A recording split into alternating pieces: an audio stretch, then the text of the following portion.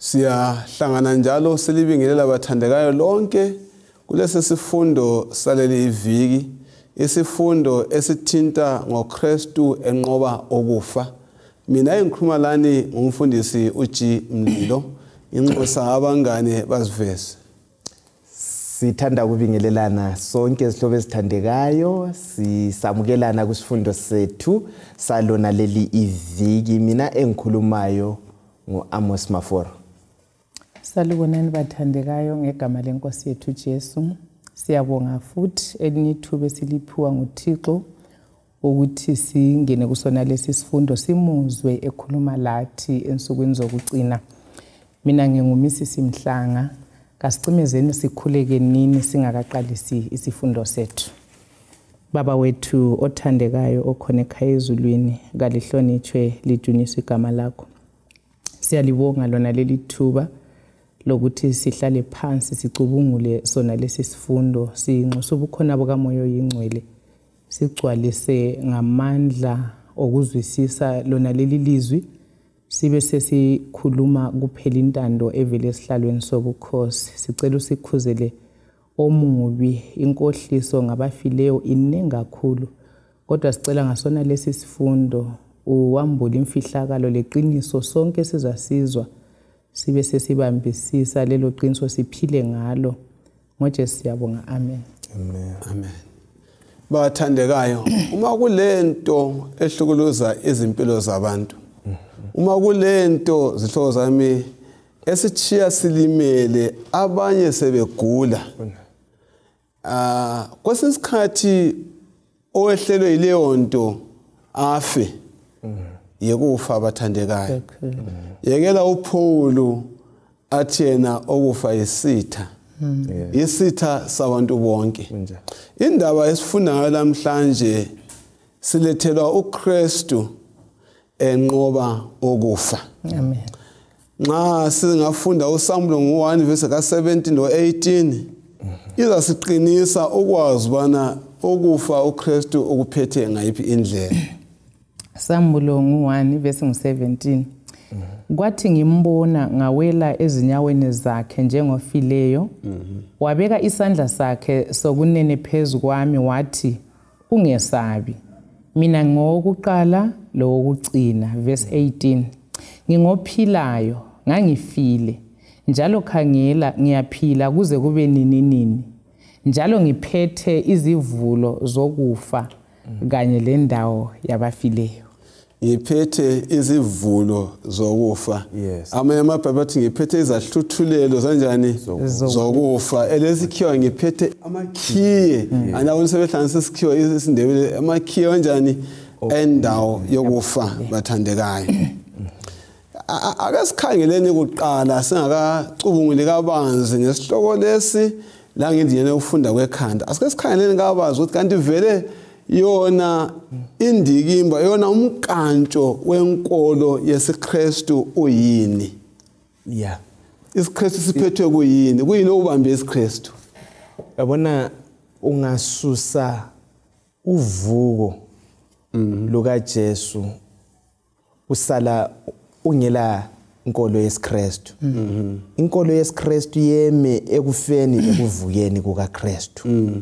Ngicabanga ukuthi yikho imelwe yisiphambano, ukufa lokuvuka, ikakhulu ukuvuka, ngoba ungakhipha ukuvuka akusela themba. IsiKristu seme ethembeni lokuvuka, loba kuyini esingena kikho silalela ithemba ukuthi siza kuvuka. Ungakhanyela indinyana yokwaziwa ngokhanda, uthi yena ngingokuqala lokucina, obephila wafa osevukile, ngiphethe amakhiye. Ngangithi mina mfundisi Mlilo, umuntu oqhakathekileyo ngumuntu olamakhiye. Ungabona isitimela sikhulu singakana, umuntu oqhakathekileyo ngolamakhiye. Igonyethi ngumuntu olamakhiye. Endlini lasemakhaya khona ngapho umuntu olamakhiye ekhabothi lapho kulokudla nguyoqhakatheke kakhulu. So amakhiye aqhakatheke kakhulu ngoba yiwavulayo lapho okulolutho. uJesu abesesithi zwanini, mina yimi engilamakhiye okufa into esikhathazayo umhlaba wonke jikelele indaba yokufa yesiqeda amandla kodwa uJesu uthulani ulamakhiye.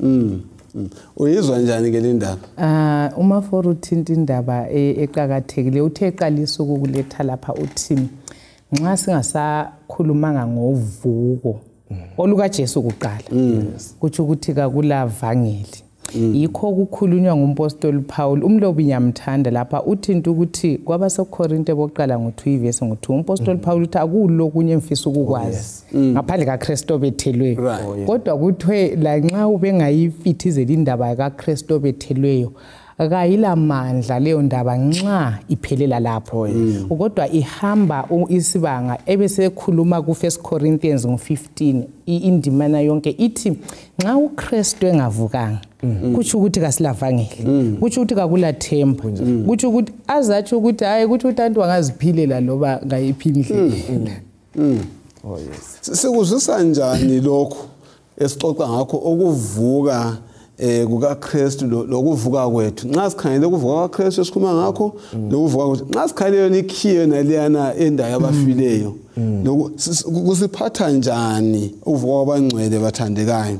Yazi indaba le ikakhulu sikhangele imicabango lemfundiso esikhona kwezinye indawo lapho ethi khona abangcwele hayi bazijabulela ezulwini kuhambelana njani lokuvuka? Yes, umcabango lo uhludilize yonke le imfundiso le idilize imicabango yonke le ebuyayo ukuthi abantu bazijabulele ezulwini ngoba nxa kuyikuthi sebejabula khathesi akudingakali ukuthi bazovuswa bazavuswa njani bona vele bephila bekhona khathesi kuyalunga yini ukuthi babalethe basukela bezulwini ukuthi asambeni emhlabeni selisiyavuka uyabe ingasela ngqondo imfundiso yakhona so umfundiso le isinikeza ithemba ukuthi hayi loba sifayo siza kuvuswa ikhona impilo ikusasa uJesu isihloko isenthathekisa ukuthi uJesu yebo ufile kodwa uyanqoba ukufa ukunqoba njani ngokuvuka ukufa iopposite yokufa ikuvuka ukuphila ngesikhiwa bathi resurrect ukuvuselela obe sokunjani obe kufile so uJesu nguye olayo impilo nguye olamakhiye la usevulile nguye okunqobileyo ukufa lathi sesiyalandela sikopa mhlanga esakwenzelwa nguJesu siba lethemba ngoba uvukile. Ngithanda ingoma leyi bayihlabela kanje bathi because he lives I can face tomorrow ngoba uyaphila ngingabheka ikusasa ungakhipha impilo kaJesu uvuko lo konke sikwenzayo akula ngqondo uyazi kusiqeda asilamandla okukholwa okukhonza ngoba kuyabe kunyela mpilo ngeyindlela inkolo yonke engela kuvuko iyize uma foro nxa ichasisa kanje ngifikelwa ngumbuzo ukuthi kade uJesu nxa enqoba ukufa ukunqobela yena kumbe ukunqobela thina so yikho kusilethela ukuthi nxa uJesu wavuka wanqoba ukufa ube kunqobela thina ebesibalela ukufa so yikho esikutsho ukuthi kusinika ithemba lokuthi nxa evukile wanqoba kuthi ukuthi lathi silethemba elinjalo lokuthi la nxa sifayo siza kuvuka kusinika leso siqiniselo. Yes, siyabonga bathandekayo ukwendlalela lesi sifundo esingikhona kuza kwenatshwa kabanzi kuleli iviki sikhangela lendaba yokuvuka. Leli viki ngamafitshane sakhangela ngalo uvuko lukaKristu labo bonke ubufakazi obubambekayo atsho sikuphumputhayo obubambekayo asipha bona ukuze sikholwe ngalolu vuko lukabani lukaKristu bathandekayo. Akumfundele incwadi kaMateyu 27 evesi ka62 usiya ku67 evesi ka62 usiya ku67 ithi lapha ngosuku olulandelayo oluza ngemuva kosuku lokulungiselela. Abapriest abakhulu labaFarisi baya kuPhilathu bathi, Nkosi, siyakhumbula ukuthi wathi esaphila umkhohlisi loyana wathi, ngemva kwezinsuku ezintathu ngizavuka. Ngakho yenza ukuthi ithuna lilindwe ukuze kube lusuku lwesithathu. Engxenye abafundi bakhe bangeza batshontshe isidumbu batshele abantu ukuthi uvukile kwabafileyo. Inkohliso le ingabambi kakhulu kule yakuqala. uPhilathu wabaphendula wathi, thathani abalindi, hambani liyovikela ithuna njengokubona kwenu. Basebehamba bayalidinda baqinisa ngokubeka uphawu phezu kwelitshe njalo bamisa abalindi. iBhayibheli lithi babeka ini? Uphawu. So kwaba lithuna elibekwe ini? Uphawu. Elilindiweyo. Kanti umuntu nxa sesiyalinda ulutho ujongeni ukuthi avikele, ngesikhiwa bathi to secure, avikele ukuthi kungabi lo ngenayo kumbe lophumayo. Akugcine alondoloze okuphakathi. Yes. Sinanza ukuthi ekufeni kaKristu esiphambanweni kubukeka sengani usehlulwe. Yes. Ngoba injongo yokuthi abulawe kuze kuyefakwa uphawu kulindwe. Injongo yithi usehlulwe. Uma sesikhangela abafundi bakhe sinanzela uJudas emthengisa. Sinanzele uPeter emphika. Sinanzele abafundi bembalekela. Sinanzele konke lokhwana esala uyedwa. Kwakutshenisani khonokho? Ngibona ngani into eyayisenzakala laphana. Kwakuchiya uJesu eseyedwa bonke sebemdelile. Kwangani injongo kaJesu ayisafezwanga. Ayekulandile akusafezwanga. Sebemdelile abafundi bakhe useyedwa usefile futhi. Kwangani indaba iphelele ethuneni. Ungabala kahle kuthiwa uSathani wahle wafika lamadimoni akhe nengilosi zakhe bavala bavitsha ukuthi kanjani bakithi uJesu angavuke angaphumi phakathi khona laphana. Esikubalelwe laphana nguMsisi Mhlanga ipassage ayibalileyo. Kuthiwa uPilate wabavumela ukuthi yenzani konke okunjani okusemandleni ukuthi libone ukuthi ithuna lelinjani. Base bezijelile umfundisi Mlilo anti uJesu esahamba emhlabeni wayeyikhulumile ukuthi hayi mina ngiza kuvuka. So kwakungamjumanga wabatshela ende labo bathi umuntu lo asikuthembi angavuka. Asidingeni indlela zokuthi simvalele phakathi angavuki ngoba babekwazi ukuthi ekuvukeni kwakhe kulamandla. Lenkolo leyi imfundiso ayebuyelayo iza kumemetheka ihambe igcwale umhlaba wonke. Bazama lo Sathani ukuthi bamvalele phakathi angavuka kwafakwa lebutho phansi. Uma futhi kwakungamjumanga lokho ufuna ukukhuluma uchasise ukuthi utshone ukuthi kongamjumanga. uKristu waphatha njani indaba yokufa lokuvuka kwakhe? Usengeza lokho kutsho. Siqalisa ikota le sake saxoxa ngokuthi uKristu ezinikela ukuzohlenga umuntu. Indlela yonke wayeyazi lokuthi izadlula ngapi. Kukanti ivina kuzihlabelelo abaprofeti babekhulumile ukuthi indlela izahamba njani. So kakumjumanga yikho wayelokho ekhuluma ivini becabanga ukuthi sengahle agcotshwa abenkosi ethi hayi isikhathi kasikafiki. So into leyi kayimjumanga but emfuna ukuthi siku-emphasize lapha mfundisi ngamazwi kaPhilathu. Uthi yenzani konke okusemandleneni. Ungayifunda kuhle uDesire of Ages ikhuluma ngokuthi uSathane umoya kaSathane yiwo wawukhuluma lo Philathu ukuthi kwenziweni ngoJesu.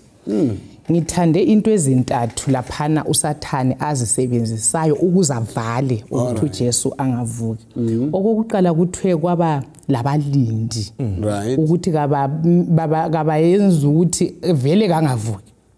Okwesibili kwaba lelitshe elikhule lagiqelwe emlonyeni. Okwesithathu kwaba lophawu ukuthi uphawu lwakhona kwakumele ukuthi luveze ukuthi kusala kuvalekile. So izinto lezi zona yes right, izinto lezi zona lezi zentathu uNkulunkulu sake sathinta ukuthi uNkulunkulu ulamandla phezulu kwakho konke okungenziwa isitha.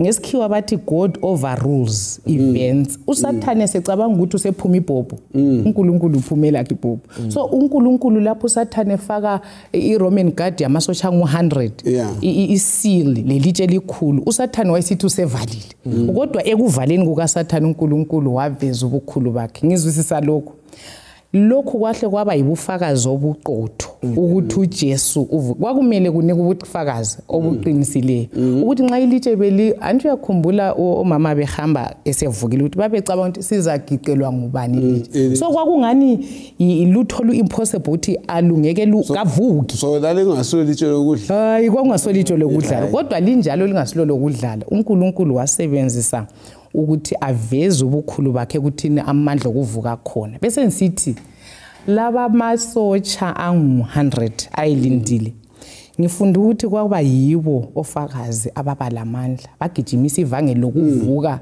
ebantwini bonke. Ngoba ungayifunda ithi vele bahle bakhuluma zonke izinto ababezibonile. So uNkulunkulu simthola esebenzisa lokhu Sathane athe usebenzisa ukuvimba icebo likaNkulunkulu. uNkulunkulu akuphendule kusebenzele ukuthi uNkulunkulu aveze amandla akhe.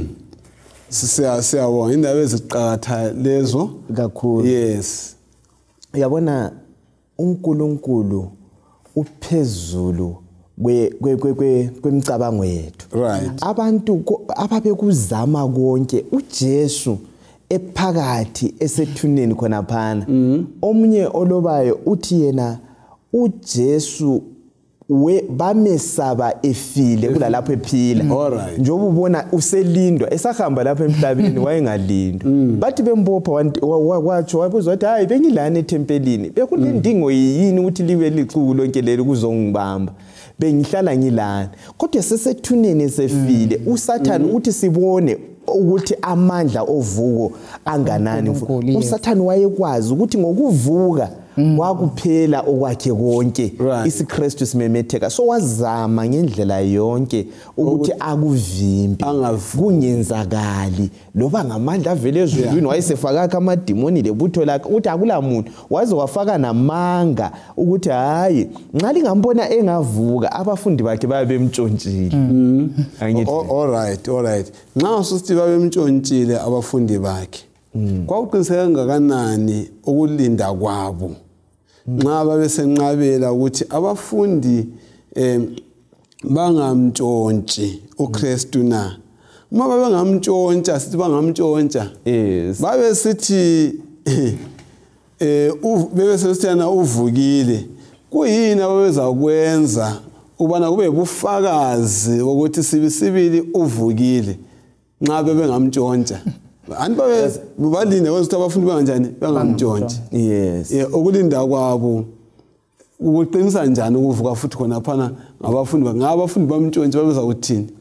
Khona vela kula ngqondo okuyinto kwakhona ngoba even nxa sithi babemtshontshile antu wayabe yisidumbu babe yasigcina njani lezo zinto behamba lazo sesivuye. So kusivezela kucace ukuthi hayi iargument le impikisano le ababelayo amacebo la ababefuna kwaveza ukuthi hayi nxa engasekho utshontshiwe ayengela sense ayengela ngqondo ayengasoka size ngoba umuntu ofileyo uyanuka mfundisi. Babe yamgcina njani. So uvuko lwaluqinisekile nxa wayezabevukile wayabevukile okweqiniso ephila. Endokunye mfundisi like umafora kuchoyo kwakumele ukuthi nxa bemtshontshile si umafora uthe babayabetshontsha isidumbu babe ngabe bengasingcwaba kumbe basibeke kuyindawo, kodwa still babe lomthwalo wokutshengisa abantu ukuthi uvukile ungapi sitshengise nini ungapi la nxa wayetshontsha. So umafora njengoba ethinta i-argument yakhona kayibambi manje. Akubambi manje. So ukuthi kubalaleli kumele sibambe iqiniso lokuthi nembali uJesu wenzenjani wavuka bemlindile waba ngumaphunyuka benjani bemphethe yes waba ngumaphunyuka bemphethe yes kuqakatheke bona sikubambe lokho akungifundele uvule uMateyu 28 sisiya phambili ngendaba yokuvuka kaJesu Kristu uMateyu 28 sakhangela ivesi lika 1 usevesi lika 6 zakhangela noJohane u10 ivesi lika 17 lika 18 kodwa kathesi sivulela uMateyu 28 ivesi lika 1 usiya evesini lika 6 ithi lapha ngemva kwesabatha ekuseni ngovivi ngosuku lokuqala kweviki uMaria Magdalena lomunye uMaria baya ethuneni besiyakhangela kwaba lokuzamazama okukhulu komhlaba ngoba ingilosi yenkosi yehla ivela ezulwini yaya ethuneni yaligiqela eceleni ilitshe yahlala phezulu kwalo ukubonakala kwayo kwakunjengombane lezigqoko zayo zimhlophe nke njengongqwaqwane abalindi bayesaba baze bathuthumela baba njengabafileyo ingilosi yathi kwabesifazana lingesabi ngoba ngiyazi ukuthi lidinga uJesu owabethelwayo kakho lapha usevukile njengoba watsho wozani libone indawo abelele kuyo obosivulela uJohn 10 verse ka 7 ka 18 anisezwa kuthiwa uJesu usenjani usevukile besisanda bona sixoxe ngokuthi kwalinda amasotsha kwafakwa ilitshe laqiniswa kwafaka lophawu lo Sathane lengilosi zakhe bazobuthana khona phayana bazokuthi inhlo amehlo ukuthi babonke nembale kanjani kavuki ukuvuka kaJesu Kristu kwenzani kulo umbuso kaSathane phela nxa wayelindile wayengafuni avuke nangu sevukile so kwenzakalani ngombuso kabani kaSathane ukuvuka kwabani kaJesu Kristu uyazi mfundisi lo Sathane ngokwakhe impikiswano leyi kufanele kupheleni kube lomnqobi lonqotshiweyo kudala sisakhula nxa kwakuliwa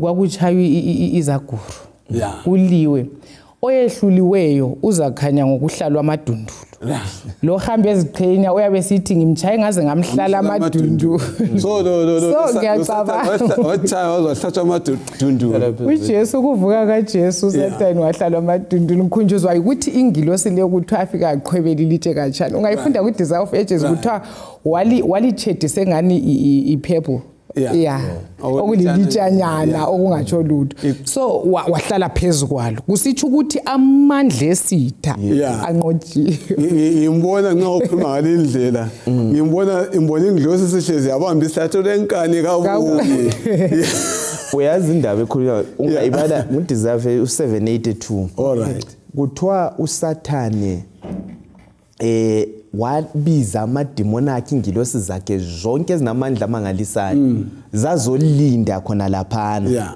ngoba wayekwazi ukuthi uvuko lukaJesu lwaluya beludiliza umbuso wakhe kuthiwa wazonda kakhulu nxa wabona wazondela lengilosi zakhe ukuthi uphunyuke njani mina ngilifake khona laphana kuthiwa wathukuthela uSathane ngoba wayekwazi ukuthi isiphetho sakhe sesifikile ngokuvuka kukaJesu njengoba seke watsho umhlanga uyazi uJehova uthembekile amandla okuvuka haye kuye yena ngokwakhe uJesu wazivukela impilo yakhe yikho phela ethi wasuka ezulwini ukuzanikela impilo yakhe nguye wayinikelayo yikho ivesi sisungule ngayo uthi mina yimi emphetheni bakithi amakhiye wazivukela ngoba kuye yikho kulempilo engabolekwanga uJesu uyimpilo sihlobo esithandekayo ulamandla amangali wazivukela uJesu asikubona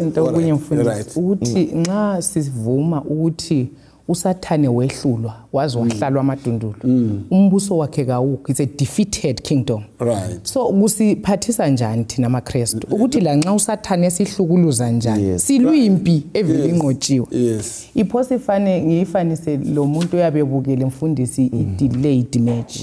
Yeah. Ukuthi vele iscoreline siyabe sisaziwa ukuthi iqembu leli liwinile leli lidliwe. So amaKristu afanele ukuthi ngendaba le kuMateyu 28 bengesabi singesabi ngoba siyakwazi ukuthi hayi impi inqotshiwe ende umbuso womnyama omelana lathi umbuso onqotshiwe thina sinqobile. So kufanele ukuthi la nxa sigcwalelwa zinhlupho sidiscouragewa nguSathane sibe kwazi ukuthi hayi akulalutho wanqotshwa kudala. Kumbe mfundisi Mdleko linelike layafika lapha ePalestine la kumathuna wonke akhona likhona yini ithuna leli lokuthiwa anti lapha sibuya lithuna leli lalifa kuphawu likhona yini elivulekileyo okungela muntu kule thuna elilindwe ngama-British khona ngale Palestine. Nxa ufika nje kule nkatha yomgwembe obhalwe phandle othi akekho la uvukile. Hallelujah. Likhamisile yilo ukhangele ukuthi uKristu wavuka likhamisile. Yes, maningi amathuna alabantu phakathi kaAbraham alabantu. Yes, nxa uhamba ngeKidron Valley kule thuna lika Absalom laphana esifunda ngayo kule kuBible reading yalamhlanje yazizona izisuku zithi yalamhlanje sifuneka kulana amaviki lana. Yes. So likhamisile. Yes. Liyamemezela. Ngifuna ukutsho ukuthi hayi kuqinisekile ngemba imbali yakufakaza ukuthi hayi likhona ithuna elinjani ngoba inkolo eziningi abalabo mesiya babo siyabona bayahamba ngeminyaka beseyabuthana khona lapha eAfrica kunjalo la khona ngale kuma Islamic countries uyakuthola ukuthi kunjani kunjalo beseyabuthana komkhulu wabo wafayo kodwa inkolo kuphela yesiKristu yilalo okuthiwa uvuyile ongekhoyo ithuna likhona nje njengofakazi. Kube ngifuna ukuthi bengingakhathazwa ngeyindaba lapha ngacabanga ukuthi uSathane wakwazi ukubuza umbuzo ukuthi kanti lo muntu omele ngimbulale wavela ngapi isisusa sakhe sengapi yena uyazakala ukuthi yena uyisidalwa njengoba suku watsho lapha ukuthi uphethe impilo yakhe. Ngizafuna asifundele uJohn 10 verse ka17 ka18 right sibalena namanje isizathu sokuba ubaba angithande ukuthi ngiyayinikela impilo yami ngizaphinde ngiyithathe. Verse 18 bamba khonapho uthini maforo uthi nikela impilo yami ngiphinde nginjani ngiyithathe. Umaforo ke wayithinta indaba yokuthi uJesu nguye impilo sakuthinta kule emaviki adlule uthi hayi kala impilo yena uyimpilo ngokwayo. Ungayifunda kuhle ku Desire of Ages ikhuluma ku chapter 30 the plan of redemption ithu Kristu yedwa nguyo oyimpilo uyimpilo ngoba kayithathe kwenye indawo yikho sithi elamandla ukuthi ayibeke futhi aphinde ayithathe. Yikho phela indaba yokusindiswa kwethu mfundisi singathungelwanga isidalwa ngoba impilo yaso yabi yeme kuNkulunkulu kodwa uJesu unguNkulunkulu nguyimpilo impilo ikuye yikho elamandla. Uverse 18 uthi yes uverse 18 abesesithi kakho ongithathela yona kodwa ngiyinikela ngokufisa kwami ngilalo ilungelo lokuyinikela lelungelo lokuphinda ngiyithathe. Umlayo lo ngawamukela uvela kuBaba. Angeke sibuyele emuva kancane nxa esithena ngiyinikela ngokuthanda kwami akakho umuntu onalokhozana silobufakazi bani uve ukuthi uKristu wanikela ngokuthanda kwakhe uma sikhangele ubotshweni kwakhe. Yes, uJesu ngabala embalini khona kuma Gospels kulezikhathi eziningi lapho ake wathi uJesu yena uAbraham engakabi khona mina ngangikhona abafuna ukumbulala kodwa waphunyuka babemdinga ungabala kahle embalini kuthiwa kahle uKristu amaGalileans la ababefanana uKristu labafundi bakhe babengamqondi kahle. Yikho phela badinga uJudas ukuthi ahambe yesitshengisa ukuthi nguphi wakhona. So kusivezelayo ukuthi uJesu nxa wayefuna ukuthi bangambambi wayengenelisa ukuthi banganjani bangambambi ngendlela ayikhuza ngayo ulwandle yafida wayelamandla so isikhathi anti abanika lapha besidla isidlo sokucina uthi yena hayi isikhathi sesenele sesifikile isikhathi ukuthi kwenzakala wayinikela ungabala uJohane ngo3 verse ngo16 nguJesu futhi wayekhuluma lo Nicodemus khona phana yikho atsho khona ukuthi uThixo walithanda ilizwe wasenikela indodana yakhe ezelwe yodwa nguye wayezikhulumela uJesu nguye owayinikelayo impilo wavuma waba ngumhlatshelo opheleleyo wasezivukela ngoba uyatsho ngabala uJohane ngo so ukuvuka kwakhe kakavuswanga umnye umuntu lengilosa emvusayo kwenzakalani wazivukela waphinda anti umbhalo usitshelile ngilamandla okubeka impilo yamphinde ngiyakholwa ngiyakholwa ukuthi uJesu wazivusa wazivukela ngamandla ala actually iverse oyibale ngaphambi kwale ekhuluma lo Maria akekho lapha unjani uvukile kazangithi ngimvusile hayi kahle yes vele khonapho mfundisi anti ungabala uJohane ngo1 vele owaphathekayo ekudalweni ekusungulweni kwempilo even yona kaLucifer nguJesu ngokwakhe so nguyo lamandla kwabuza ukuthi kazange akazibuza ukuthi kanti nalo umuntu impilo wayithathanga uyimpilo kokwathintwa ngumhla ayibolekwa awicabangeli kuye kugeleza impilo yikho umama lo wathi emthinta nje kuphela ezihambela ele agenda yakhe umama wahle waphelela hayi siyabo kwanalo mcabango kawulethi mcabango ukuthi kanti manje enqevileyo nxa wayebethela vele sisenguNkulunkulu akula usho ukuthi lutho lwaye ubuhlungu ayebuzwa and so forth kuyini okwafayo uyazi ngingakuletha ngalindlela uJesu waye 100% uNkulunkulu right waba yi100% umuntu wagqoka inyama le ukuze azokuzwa esikuzwayo ukuze abe ngumnikelo opheleleyo sikhumbule lokho uNkulunkulu kafi right ukuze afi waba ngumuntu so okwafayo laphana ngumuntu nguyowafayo ende wazovuza eveza amandla ukuthi hayi anti plan singakhumbulaka kwakuzohlengwa lo muntu wayesewile yes so yikho ukusho ngamazwi ama-verse ayifundile ukuthi yena impilo yami ngeke ngayithathela umnye umuntu ngoba uNkulunkulu bakhe yes hayi siyabonga ubufakazi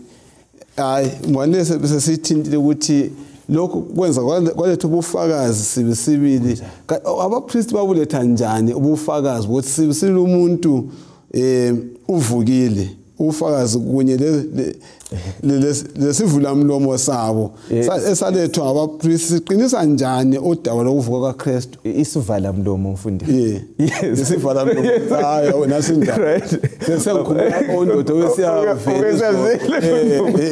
yes baba khonokho ukuthi balethe ibribe isivala mlomo bevala la kuveza ukuthi kwakukhulunywa kwakufakazwa ukuthi uvuyile simbonile ukuthiwa ingilosi lethintwe yathi fika kuthiwa baba njengabafileyo bebona baba njengabafileyo kuthiwa bawa phansi baba njengaba bathi beshukuma bayafakaza ukuthi hayi simboni i-testimony yabo bayakhuluma okwakusekwenzakile uthi kufike kwabaso so abapriest laba abafarisi bahle besaba uthi kungamemetheka lolu daba lo kulamandla lokho laba ngakade bembulele sebezahamba bekhuluma okwenzakeleyo bathi thathani imali lithule lithi lina bamtshontshile anti yakubona zwani into ethintwa ngumaforo ungayifunda kuMatthew 28 la uverse 11 akuyibazi uthi kwathi abasifazana sebehambile besendleleni abanye babalindi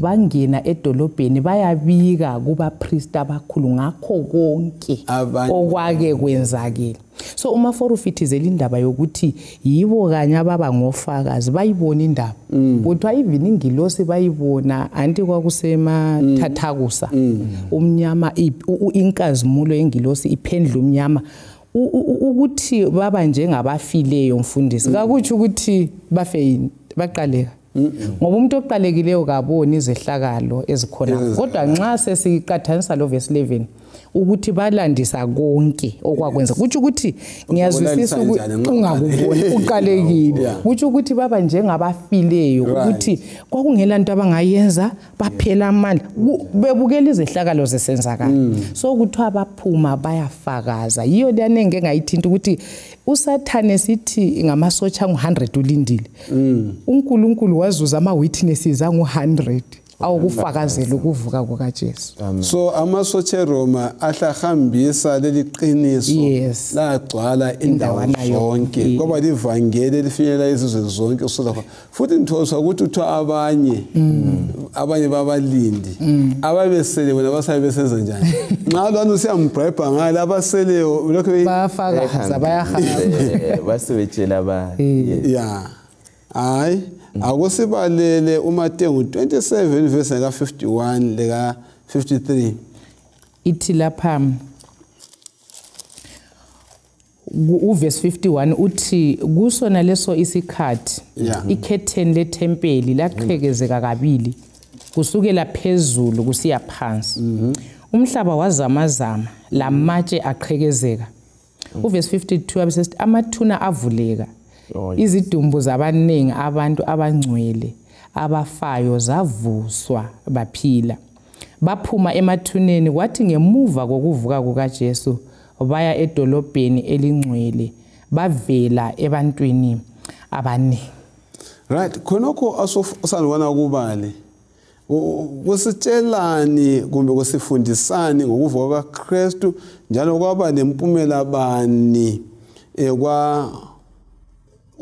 kwafezani khonokho alright ukufa kaKristu okay ukufa kukaKristu sikhumbule vele ukufa kukaKristu wayezohlenga mina lawe so esifa uKristu kuthiwa elenga ethi kuphelile kwaba lokuzamazama komhlaba kuzamazama umhlaba kuthiwa kunye kwenzakalayo kwavuleka amathuna bathi amathuna esevulekile sikhumbule kwakuyi Friday kuthiwa ekuvukeni kukaJesu bavuka abangcwele babonakala bafakaza ababebazi bababona kwaba yisiqiniseko ukuthi hayi kulovuko laba mfundisi kuthiwa izithelo zakuqala angithi be siyayazi imbali yezithelo zakuqala ungabala lapha ku Exodus nxa ufunda ngokwakusenzakala endulo so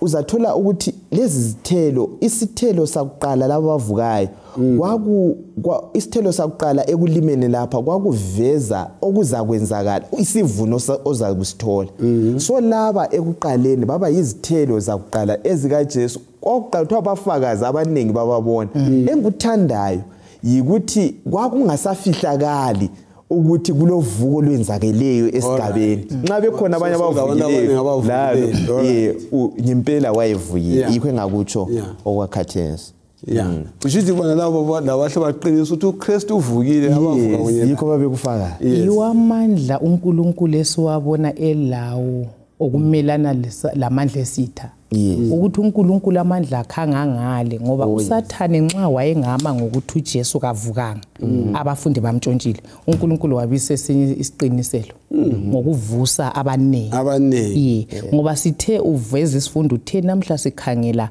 ubufakazi so uNkulunkulu wabeletha ubufakazi obungeke baliwe la nxa kwakulo lamanga athile lenkohliso surrounding okukaJesu kodwa amandla okuvusa abafileyo ukuthi impilo uNkulunkulu uyayibisela yavezakala ngalabo abaningi abavukayo osefundele indlela yokufundwa ngekhanda eveza ukuthi uJesu ulekhi yebo nxa ukhuluma ngalokho kuyini okufika ekhanda la ukuthi nguye lamandla mfundisi okuvula lapha lapha uvula lapha la wakhilo omunye ubufakazi futhi obulamandla khonapho ukuthi anti kuthiwa kwavuka abangcwele kuthi ukuthi abanye abavukanga khona lapha lokhu kwakuveza nje kancane okuzakwenzakala ukuthi abangcwele baza kuvuka uJesu lamandla nxa wakwenza ezivukela nje kuphela khona phana what more nxa isesivu singethuki balaleli nababukeli uvuko luqinisekile kuza kwenzakala kuza kugcwaliseka loba kungaze kube kubinjani empilweni zethu kulokukhanya ekucineni kanti mfundisweni ubuza kwala njani nxa mina kade ngifile ukwazi ukuthi ngangcwatshwa ubone sengivukile sengihamba mfakazi ukuthi hayi yimi ngikhona abantu batsho ukuthi hayi ngumise semhlanga samncaba ngomnya so ngiyakholwa ukuthi ubufakazi lobu bokuvuka kwalabo abaningi abavuka loKristu babusenze babuqeda usathane lamanga wonke ayeletha ya kule Johnson lamanga wonke ayela kule mfundiso esabalele lapha emhlabeni eveza ukuthi nxa ngisifa khumbula ulana amaviki uthena umuntu wathana hayi sebesiyangena esivaleni simnyama nxa umuntu esifa uya ezulwini nxa engolungileyo uya endaweni ethize nxa engalunganga uvuka kwalabo abafileyo nxa uqathanisa lemfundiso ukuthi baya ezulwini khona ukuvuka kwabafileyo kusifundisani ngovuko lethu na right ukuthi laba bavuka kuthi ukuthi babelele babefile amathuna abo ayikhona kuhle kusivezele kudilize umcabango obabulela ukuthi babesuka ezulwini nxa basebekholisa ubaletha futhi emhlabeni so lemizimba le ukuyiconnecta kanjani inkolo yethu izihlobo ezithandekayo imele izwakale ibe le sense ungabona kungasaqedakali kungasahlangani kahle sesijobelela sokulohlupho so laba kuthiwa babelele bavuka kuveza ukuthi hayi bonke abafileyo balele uAbraham wathinta ukuthi thuna lakhe lalibona balele bakhona kuona lo mhlaba bamelele usuku lovuko sisiyabonga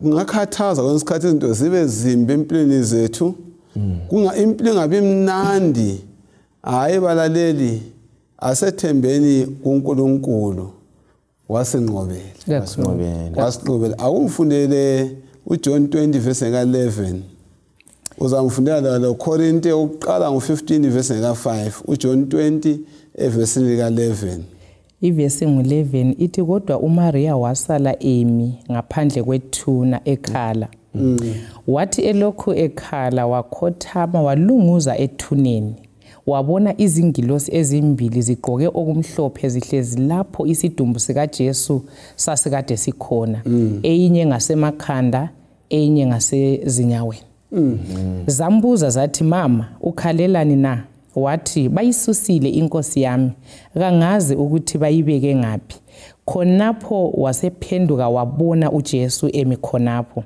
kodwa kananzelelanga ukuthi kwakunguJesu wathi mama ukhalelani ufuna ubani na uMaria wayesithi kumbe ngumlimi wasesithi mnumzana nxa kunguwe omthetheyo ngitshela ukuthi umbeke ngaphi ukuze ngiyemthatha verse 16 uJesu wathi Maria waphendula kuye wamemeza ngesiHebheru wathi Rabboni okutsho ukuthi mfundisi uJesu wathi ungangibambi ngokuba kangikabuyeli kubaba kodwa hamba utshele abafowethu siyabonga abafundi benzani beqala ukuhlangana noKristu ovukileyo ingilosi ezimbili usebalile ngifuna sikhumbuzane ethuneni zabatshelani oMaria Magdalene labanye ababelaye ngoJesu ovukileyo ngendlela sifuna bupho ubufakazi ngovuka kwani ukaJesu Kristu yena uKristu waziveza njani kubo na ngicela ngokuthi nxa siphendula yonke lemibuzo asicabangeni ukuthi babusisiwe bathandekayo labo bakholwa bengabonanga la nxa ungazange umbone ngokwakho uKristu ovukileyo kwabafileyo iziphi ezinye izizathu zakho zokukholwa kuJesu na asixoxele ngayo lezi zindaba yes yazi kwakungavuma ukuthi umbone uJesu usalufana right kuthiwa bathi bembona iningi lamkhonza abakwazi bembona ukuthi nguye lo ebesikamba naye nguye sambonaye bethelwa walenga lapha wafa wangcwatshwa usevukile bamkhonza abanye nje obusuku wathinta khathesi embuzweni yakho bathandabuza okunjengabo Thomas kwaba lezi hlakalo ezijiyeneyo okuyikho kwenzakalayo kithi. Inkuthazo yikuthi kasikholweni simethembeni uJesu loba singabonanga singambonanga ngoba ubufakazi bukhona. Ayisekuthi siyakholwa nje kuphela kungela ubufakazi. Ubufakazi bukhona, uJesu uyaphila, ulokho ekhulumisana lathi ngendlela ezijiyeneyo lezi impilweni zethu. Inguquko eyenzakalayo ezimpilweni zethu iyafakaza ukuthi ukhona. Njengoba ngeke ngakhuluma ngengoma leya ukuthi ngokuba uyaphila ngingamelana la kusasa. Loba kuyini okwenzakalayo ngiba lethemba ngibe lesiqiniseko ukuthi hayi uJesu uyaphila, wafa wavuka, lwano lamakhiye lo angamvulela loba ngiqhubeke ngempilo. So siyavuma ukuthi amasotha abangofakazi bokuqala ukuthi uvukile. Nxa siza lapha futhi kwamavesana mana siwabale lengilosi kanjani iyaqinisa ukuvuka kwabafileyo. Ngabe abafakazi abakhuluma ngokuvuka kanjani kaJesu Kristu. Labafundi Maria babona bahamba befaka. Othi sihle siyifunde lapha mfundi indlela uJesu aziveza ngayo wanika ubufakazi kuba seKorinte ngo15 abokuqala ngo15 ivesi ngo5 sisiya ku8. Umpostoli Paul kuyilokho asibhalela khona. Uthi kanye lokuthi wabonakala kuPetro. Njalo muva wabonakala kwabali12. Emva kwalokho wabonakala kubazalwane abadlula 500 sikhathi sinye. Iningi labo lilokhu lisaphila lanxa abanye sebalala. Wabuya wabonakala kuJakobe, muva kubapostoli bonke. Kwathe kucineni wabonakala kimi futhi njengalo ozelwe ngendlela engajwayelekanga. Ufuna ukuqinisa into edithintwa ngumaforo ukuthi obunye ubufakazi esilabo ukuthi uJesu wabonakala ebantwini abaningi. Umpostoli Paulus bhalela lapho ukuthi wabonakala kuPetro, sibone bonakala kuMaria, sibona futhi kuthiwa kwabangu12 anti kuthiwa babe ku-upper room. uJesu wabonakala sephakathi kwabo. Kuthiwa uThomas wayengekho futhi indaba yokuthandabuza. Kuthiwa uThomas wayengekho okokuqala uJesu efika. Bamtshela Petru ukuthi hayi uvukile thina umfundisi simbonile. Ngokwesibili ngithatha ke lapho uthiwa wabonakala kuKefas. Kanje kubani uKefas? Priest wayengu uKefas wayengumnye. uSifas lapha bekukhulunywa. Anti lapha isiNdebele. Ngifunda uvesi ngoka5. Ngaswela kuvesi 40 lokuthi wembelwa lokuthi wavuswa kwabafileyo ngosuku lwesithathu njengokwembhalo. Lokuthi wabonakala kuKefas. Wasebonwa ngaba li12. Kodwa lede ngifundile bithe kuPetro so nguye uSifas. Exactly. uPetro nguye uSifas. Siyabona. So bensathinta lapha mfundisi ukuthi kuthwe abanye uthi uThomas wayethandabuzile. Kodwa uJesu abeseletha umndaba yokuthi libusisiwe elikholwa lingabonanga. So indaba kaJesu kasimbonanga manqamu kodwa abasilethela lobo bufakazi buyaqiniseka, bulesiqiniselo, buyabambeka ukuthi uJesu ngempela uvukile. La ku500 liyana ukuthiwa waaphiya kiyo mfundisi entabeni kuthiwa abanye babengazake bambone. Kodwa kuthiwa besaxoxa ukuthi limbonile unjani kutheni kuthiwa waba khona phakathi kwabo. Basebebona ngani mfundisi ngamanxeba ukuthi nguye. Abanye bamkhonza, abanye lanxa kunjalo wayengafuna ukuyichiya icatshangelwa liyabo. Wayefuna icace ukuthi hayi uvuyile sambona hambani lefakazi. Akukhangele ke uverse 20 uFirst Corinthians chapter 15. Sikhangele yalendawo esikhuluma ngayo ukuvuka kwakhe lokuhlangana labanengi. Asikhangele leyo verse u15 verse 20. Ithi kodwa uKristu wavuka impela kwabafileyo. Izithelo zakuqala zalabo asebelele. Wavuka ini impela. uPaul ubeka njani ukuveza uKristu njengesithelo sokuqala zalabo abafayo ukuveza njani? Mbona uKristu usihambela phambili. khona lokhu uKristu abakho khona ngeke ngaveza lapha indaba yezithelo zakuqala. Yes. Isithelo sakuqala sasiveza ukuthi ezinye lezi ziyakulandela ziyaba izinhlobo bani yezithelo. Alright. Nxa kulitamatisi livunileyo ukuthi la yiwakuqala aza kulandela azabe nje equality yakhona. So lathi uKristu nguyowaqaba ngokuqala ingqabutho ekuvuyeni. Lathi siza kuvuswa silomzimba onjengoka Jesu ongaboliyo. Yeah. Umzimba omutsha. Ngicela ukuthi into olunye ukucacisa kumaforo ukuthi uJesu uyingqabutho. Kodwa ezifundweni ezadlulayo anti sathinta ukuthi kulabantu abavuswayo. Ukodwa sahle sakubeka obala ukuthi babelokhe ukufa kwakulokhe kulamandla phezukwa.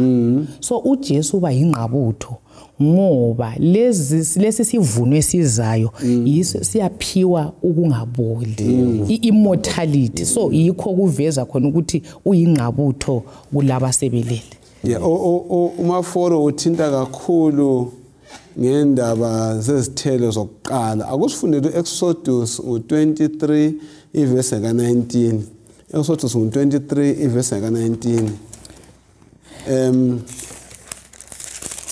Yazi ithi lapha sorry maforo ithi lapha lethani endlini kaJehova uNkulunkulu wenu izithelo zakuqala zomhlaba wenu ezinhle kakhulu lingapheki izinyane ngochago lukanina. Lezi zithelo ke nxa singazikhangela zazimene zazisitshoni akuyibuye uyichasa njalo indawo. Kulezi zinto ezimbili ezintathu bengifisa ubana sizikhangele beziyisithupha. Alright, oqala enza ukuchaza mfundisi ukuthi kwakusitsho nje ukuthi uhlobo lwezithelo eziyakulandela luzabe lunjani. Yes. Kuveze futhi ukuthi siyambonga uJehova osinikezile wonke ukulima indawo lamandla futhi siyabonga lokho. Yikubonga uJehova ngalo. So uKristu njengesithe sokuqala kuveza zonke impawu lezi kuye ukuthi nguye osinika konke, nguye osinika ukuphila, nguye osinika amandla. Siyahamba siyaphila senza konke ngubani? Nguye uKristu angithi? Yes, siyabonga. uKristu wavuka elempawu zokubethelwa kwakhe ezandleni lasezinyaweni amanxeba. Kungakutsho ukuthini? Kungakutsho ukuthi ungakutsho ukuthi lathi thina esingena phakathi kwezinhlupho ezehlukeneyo siza kuvuswa sile nhlupho zethu na? Mfundisi ngizaphendula ngithi ungafunda uJohane owahamba loJesu sibhalela ku 1 John chapter 3 verse 2. Ukhuluma ngendlela esizaba yiyo yona nxa uJesu esesiza. Uthi asikwazi kathesi ukuthi sizaba yini. Kodwa esikwaziyo ukuthi sizafana loJesu nxa eqhamukayo. Ngithintwa indaba leyo ukuthi uJesu wabonakale lamanxeba. Ungayifunda kuhle even eternity yonke. Ithi uJesu uyahlalela amanxeba. Yikho phela uIsaiah 7:14 ekhuluma ukuthi siphiwe indodana. Alright. Asiyibolekwanga. uJesu ukuthi abe ngumuntu wayengabe ngumuntu aphinde aphume.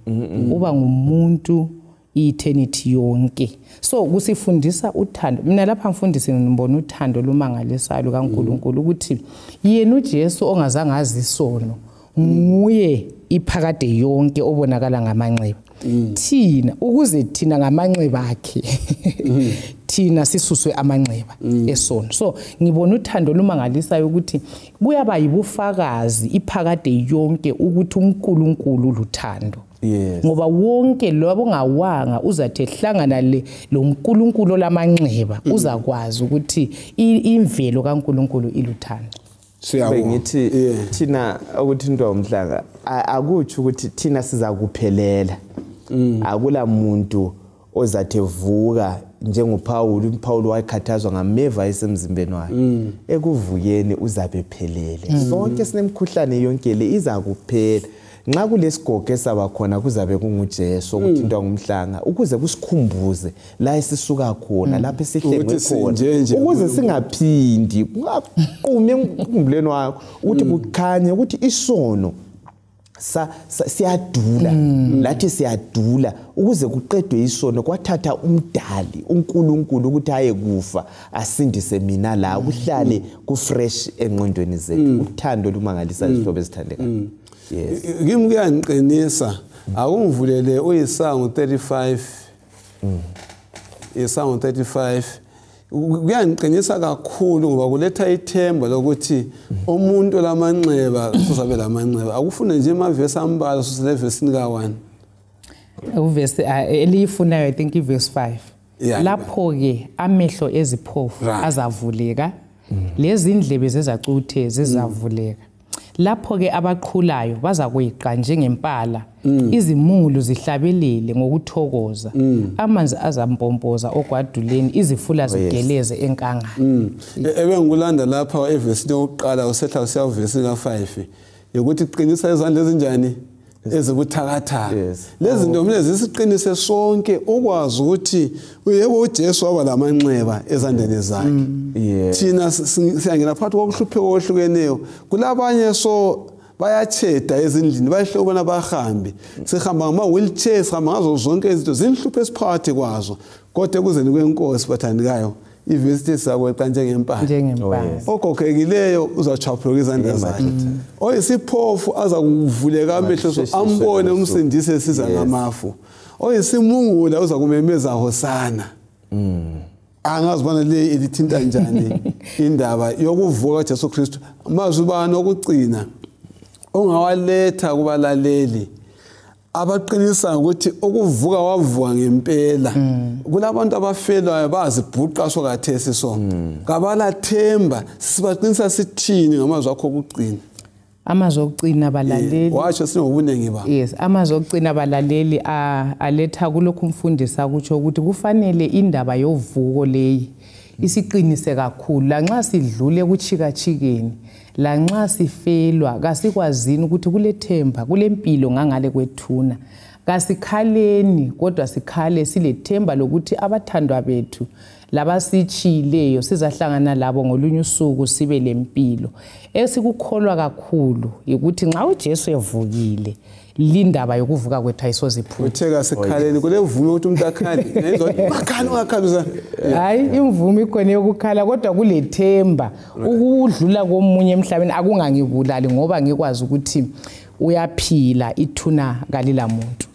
Siyabonga angikwazi bana kuyini okusesifubeni sakho ukukhathazayo kangikwazi bana usele ulethemba bani kodwa indaba esingayo le ukuvuka kaKristu njalo sesifundile encwadini yaseKorinte ngawo uKristu kavukanga ngamachecha ayavala ngasichumela ukuchumela ukuthi kuyize kasibambeni siqinisile sikholwa uJesu Kristu ukuthi nxa sisifa lathi sibambe isandla sakhe kukhona ukuvuka kwabafileyo ngaforo awakhamazwa ukugcina kusosikhulekela uvuko lwaba liqiniso kulwaqiniseka sihlobo esithandekayo embalini kuthiwa abanye babathi abafundi babe umana abazange babone kuhle akunjalo lwaluqinisekile uJesu uyaphila wabuya wazosindisa ekhala ethi kuphelile wabhokoza kwafika emathuneni kwavula indlebe zabafile bavuka bamlandela uJesu so sihlobo esithandekayo asilandeli inganekwane indaba yokufa ebesikhuluma ngayo sifithizela ngayo ayisiphelele thuneni kulovuko ozayo uyeza akayikulibala asibambeleleni kuye uzabuya sithathe siye ekhaya ezulwini asimeni lethuba lomthandazo. Baba sezulwini siyabonga isifundo sibe laso sifunda ngovuko uJesu olizibulo kwabavukayo Nkosi sicela leli qiniso lisisize kubana sibambelele kuwe sithembele kuwe sigiqele konke kuwe banengi wa going through a lot of things kuona lo umhlaba kumnyama indlela isakhanya ngicela Nkosi ubavulele ubakhanyisele belaphe basilise basindise njalo ngumthandazo wethu okukholwa Kameni kaJesu Kristu silibonga manje kuze kube naphakade. Amen. Amen.